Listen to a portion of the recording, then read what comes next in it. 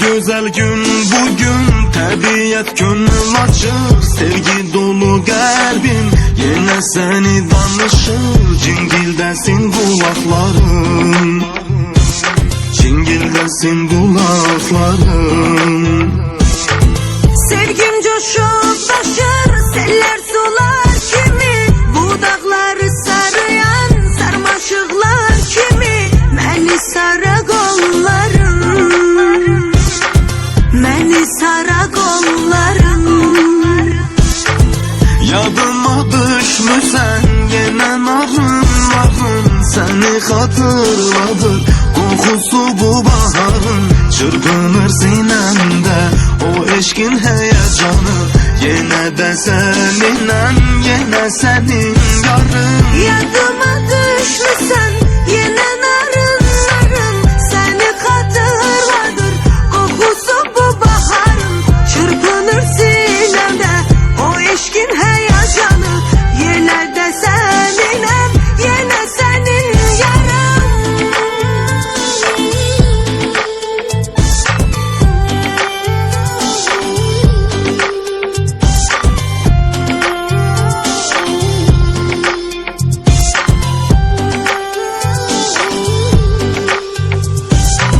Çin olar arzular, nə keçir qəlbindən, qovuşunca biz yenə gülüm sevincindən.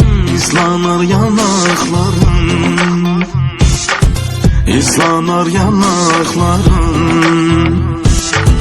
Dağlar qərib qalar, olsa duman çənsiz, biləsən sevgilim, səndən ayrı sənsiz. Nələr çəkib bu yarım, nələr çəkib bu yarım. Yadıma düşmüsən yenə narın, səni xatırladır qoxusu bu baharın. Çırpınır sinəmdə o eşkin həyəcanı, yenə də səninəm, yenə sənin yarım. Yadıma düşmüsən yenə narın, səni xatırladır qoxusu bu baharın. Çırpınır sinəmdə o eşkin həyəcanı, yenə də səninəm, yenə sənin yarım.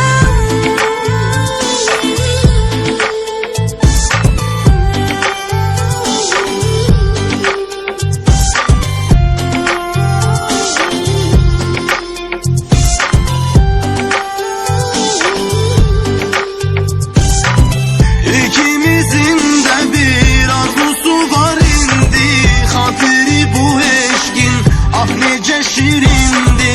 Anlamı uçaqları, anlamı uçaqları. Yadıma düşmüsən